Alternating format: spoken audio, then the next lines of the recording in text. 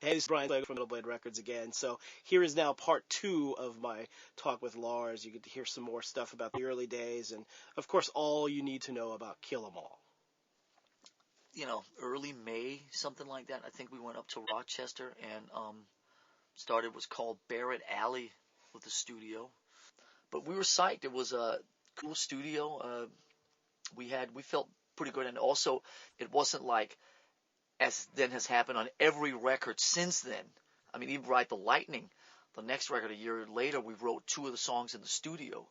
Master Puppets, we wrote songs. I mean, we walked into Barrett Alley in May of '83 with all the songs just ready to go. I mean, it became about executing, and it became about capturing.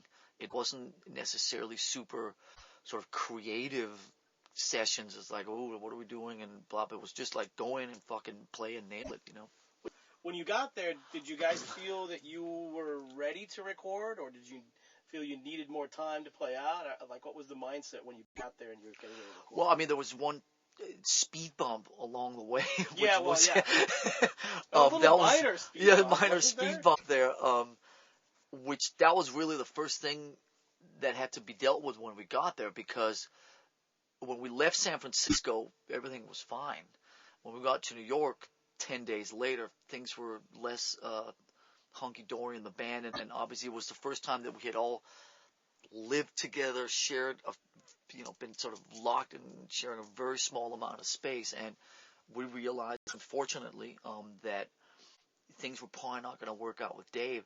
And literally, we walked into Johnny Z's place, we got to his house, and we all crashed on his couch, and blah, blah, blah, and we walked in, and basically the first thing was like, yeah,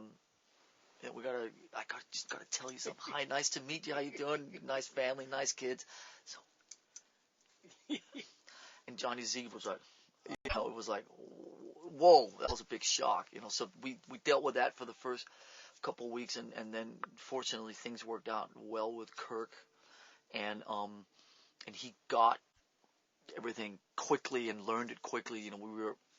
We ended up living in Jamaica, Queens, in a kind of an old furniture warehouse.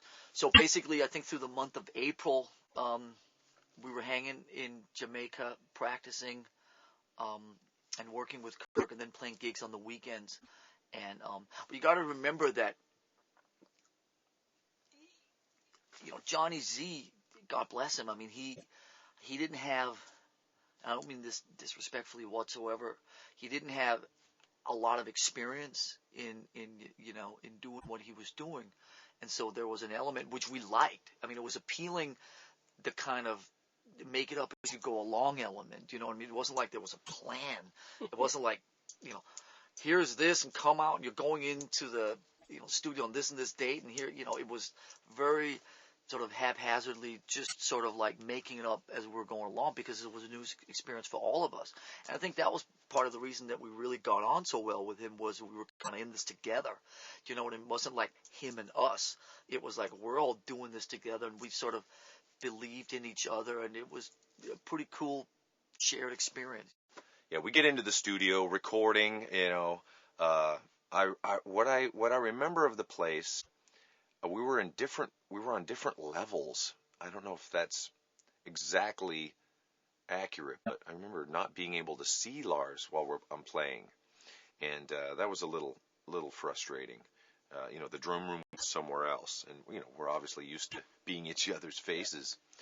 I remember going to, we didn't know the producer, we didn't know anyone there, and we're looking at him, and the guy's, kind of clean cut, and we're going, oh no, does he really know what he's in for, or does he know how to get the sounds we want, Because we had Mark Whittaker, the guy who was our early manager and place we lived at in El Cerrito.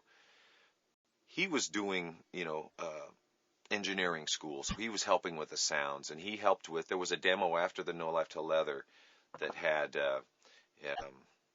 Whiplash and like 3 other songs, and the sound was pretty darn good. And I remember driving around, and this guy Bob, who we had befriended up there, who was a complete nutcase, He was our shuttle service, He'd hang out. He'd take us to go get wings, or, go drinking or whatever. He was our ride around. I remember we're listening to stuff in his car going, A-being it with the old demo, that's our first experience with demoitis, It's like, oh my God, the guitars just, they don't have it, or the vocals, and kind of freaking out about it, that maybe, this isn't the right guy. It's like, but the other thing I really remember, I had to go in, and we were short on funds, and I had to go in and do vocals. I had 2 days to do all the vocals, and I was probably the most hungover I'd ever been in my life. I woke up. Perfect. Yeah, I woke up. I think I'd smoked pot for the second time in my life or something too. I had woke up on the floor of the kitchen, and my head was resting on a wooden chair, and I remember Johnny Z being on the phone. You got to go in and do vocals today. It's like, fuck you. I'm not doing any vocals today. I'm going to throw up on the mic. It's like, what? You gotta. And I just completely hung up and just stayed. But I got all the vocals done, I guess, maybe in 1 or 2 days. Well, how did you feel when it was finished and you heard the finished product at the end? I was psyched. I thought that that the record obviously sounded good. It was a big thing about this Barrett Alley place had these really big rooms, so we thought the record was really nice and ambient and that whole thing, which of course was nothing compared to the Ride the Lightning record, which was really like next level up in terms of production. We're actually sitting, James and me, talking a couple days ago about how such a big thing back then, and you can probably remember that was production. Oh, we got to get Chris Sangaritas, or we got to do this, or Martin Birch. Ooh, it's production.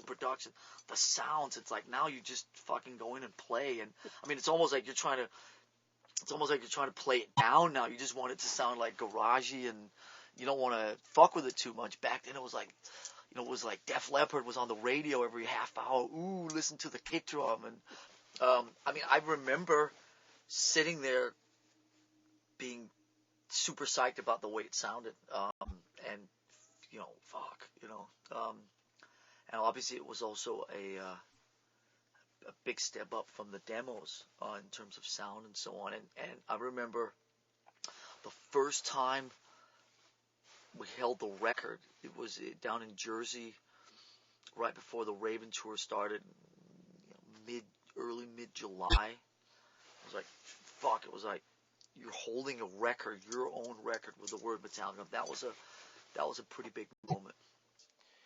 Boy, I listen back to those vocals and go, who is that? Yeah. Who is that? Who is she? I mean, some of his high screaming stuff. It's like, wow. And whether my balls hadn't dropped completely by then, or I don't know, but when you're first start, I was really thrown into the singing part. I wanted to be a singer really bad growing up. My poster was Steven Tyler and Joe Perry together in this one picture, and I wanted to be both of them. And thinking that playing guitar and singing, no band has made it like that. You gotta have a front man. So, and growing up in LA, I always wanted to be in a band, and everyone was looking for singers. So, well, okay, I'll put the guitar down and start singing. And I had to go back and forth with it, Okay, I'm going to sing. It's going to be awesome. I'm singing, at the Saxon show and going, oh, I miss playing guitar, and we need another guitar. So I'll pick the guitar up again, and man, I feel this, the riff and this, and okay, we're looking for a singer now. And then we look for a singer, and it's like, dude, the guy's a poser, and oh my God. And I go back and forth, and I end up doing the rhythms because he's not as good and that, and it's like, all right, I'm gonna attempt to do both, and if a singer comes along, then okay. And I was not taking lessons. I was not, I was listening to Lemmy. Lemmy was kind of, okay, as long as you got attitude, you don't have to be able to sing, and that was kind of the attitude around those days, and I did what I could, and my extent of singing was yeah, like that at the end, I'd do a little bump at the end. That's singing, that's my vibrato or something, and slowly over time, obviously being on tour and things, you just get better. The more you sing, you got to develop a style. Sure.